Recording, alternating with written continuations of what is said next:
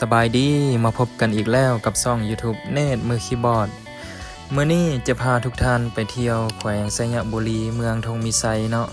ไปเบิ่งบุญบั้งไฟซึ่งเป็นบุญ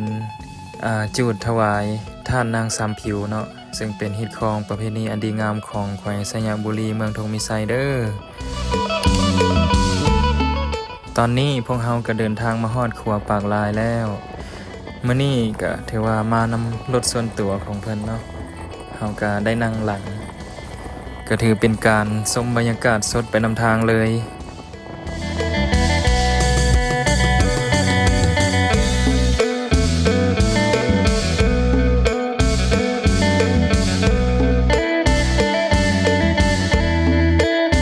สำหรับบุญบั้งไฟปีนี้แม่นเพิ่นจัดขึ้นวันที่23เดือน4ซึ่งจะเป็นมื้อสุดท้ายของการลิ้นปีใหม่ลาวทางแขวงสยบุรีเนาะเพราะว่าแขวงสยบุรีเพิ่นจะลิ้นปีใหม่9มื้อ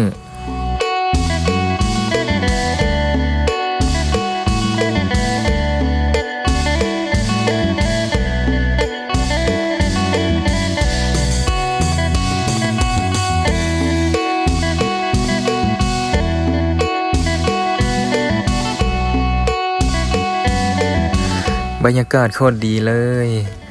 นั่งรถบ่ดนเนาะประมาณ3 ชั่วโมงไปก็เดินทางมาฮอดเมืองธงมีไซแขวงสยบุรีแล้วสำหรับมื้อนี้พักผ่อนก่อนมื้ออื่นจึงไปเบิ่งบุญบั้งไฟนำกันเด้อ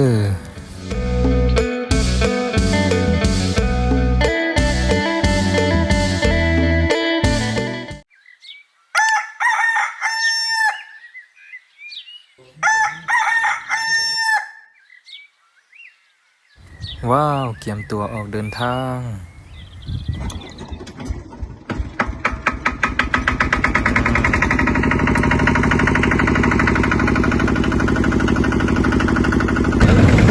ว้าวขี่รถไถไม่ได้ขี่โดนแล้ว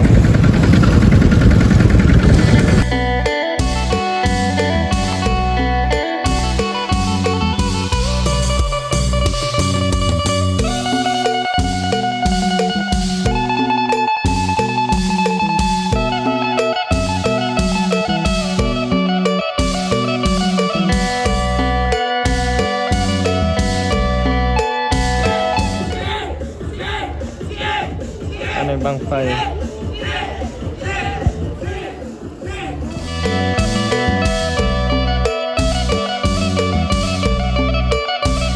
มาฮอดวัดแล้วแต่ยังบ่ทันแม่นบอนจูดบังไฟเธอเด้อเพราะว่าบอนจูดบังไฟจะแม่นอยู่ธาตุเนาะซึ่งจะขึ้นไปตื่มอีกอันนี้เป็นบังไฟเฮาเนาะบังไฟเฮาให้น้าเคยเพิ่น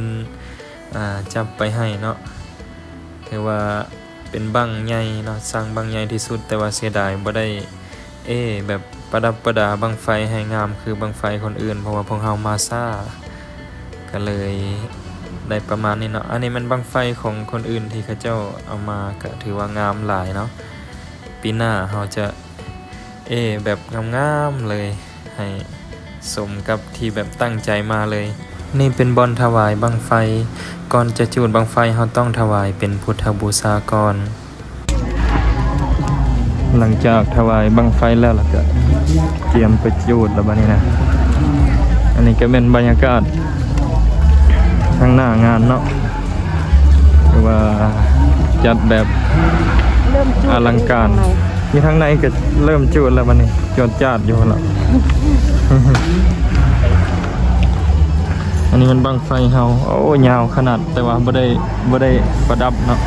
ธรรมชาติเด้น่าเคยเพิ่นรับไปให้เริ่มเข้าไปใกล้สิฮอดงานทะเลแห้งม่วนบัดนี้บ้านบุญทรงเฮืออยู่ท่าวัดจันทร์การจูดบังไฟเนาะก็จะมีอาสาสมัครไปจูดคันมันไปจูดก็ต้องได้จูดฮอด3 ปีเนาะคันบ่ฮอด3 ปีแล้วมันก็สิมีแนวขึ้นไปเนาะตอนนี้บ่เชื่อก็อย่าลบหลู่เด้อเนาะก็สิฮอดงานแล้วตอนนี้ เอาตีอีกบังนึง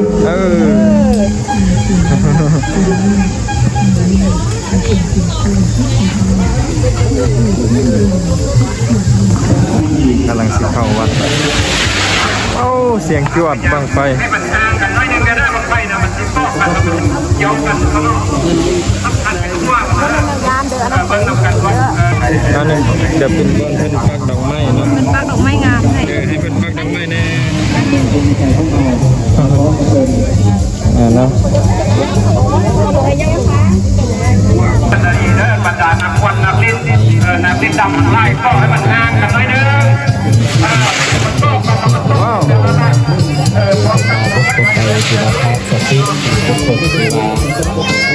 ให้นำทางไปที่สิบเขาจะได้กันได้ชุดวันนี้นะมันมาเราจะได้ชุดกันนี่แหละเราต้องพอต้องพังได้หรอไปในพวกทะเลเข้าวัฒนธรรมเดินท่องเที่ยวแค่ ว้าวบังไฟหลายโคตรหลายเลย โซกากีหลายเข้าทะเลเข้าวัฒนธรรมเดินท่องเที่ยวแค่ในเกียรติ โอ้ คุณหมอก องจุนพูนเลยว่ามีแต่บังงามๆสาธุสาธุเด้อลูกหลานได้มาฮอดมาถึงแล้วเด้อสาธุเพิ่นเอาบังไฟไป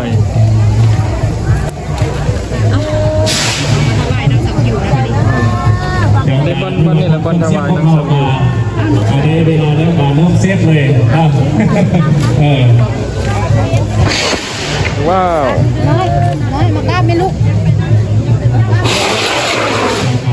ยกเข้าไปแล้วก็ปลดเกือบนะ นี่กันมองกันเป็นทะเลเข้าวันทำในท่องเที่ยว บอลนี่เป็นบอลเพิ่นถวายไฟให้นางสามผิวเนาะโอเค ในงานครั้งนี้กับส้มนันที่ ถือว่าบ่ธรรมดา มีหลายคนมาถวายนี่ก็เป็นสถาปัจจัยเพื่อนเนาะเอากระสิบปอน พอดีมีเงินน้อยอยู่3,000เคป้อนจะใส่นะเคตัวบริจาค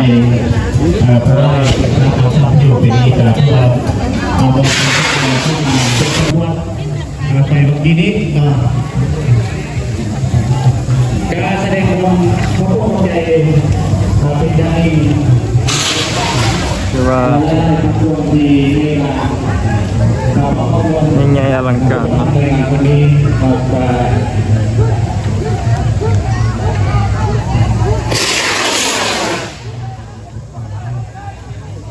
สูงเด้อเจ้าหน้าต้องที่ว่าไปอ่ะ โอ้หลาย เดี๋ยวการตั้งหน้าทางโครงการปกครองเมืองการพอดีสิไปกับ ทางบ้านนี่ก็จะเป็นบังไฟที่เพิ่นเกียมเอามาจูดเนาะคือว่าโอ้ศรัทธาหลายเลย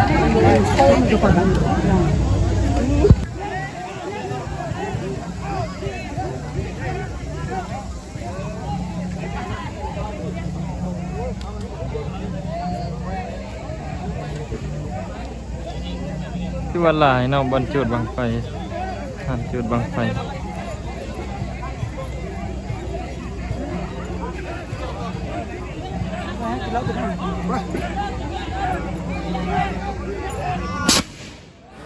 สำหรับบอลจุดบังไฟปีนี้เพิ่นเฮ็ดมี5ห้านนะแล้วก็บังไฟรวมทั้งหมดแม่น 6,000 กว่าบังเนาะปีกายนี่มัน 3,000 กว่าแต่ปีนี้มัน 6,000 เนาะหลายขึ้นทบครึ่ง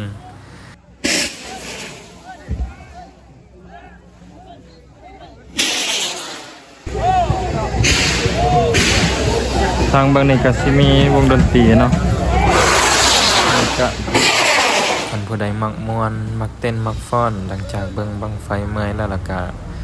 สามารถเข้ามาทางวงดนตรีเพิ่นได้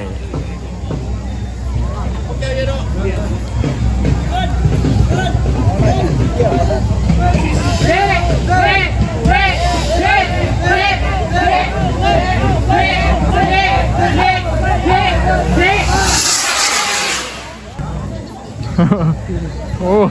จนโหดับไปขอบใจที่ท่านติดตามรับชมยังบ่ทันจบเพียงเท่านี้เด้อถ้าติดตามในวิดีโอต่อไปหำฮองว่าจะม่วนมันก็นี่แน่นอน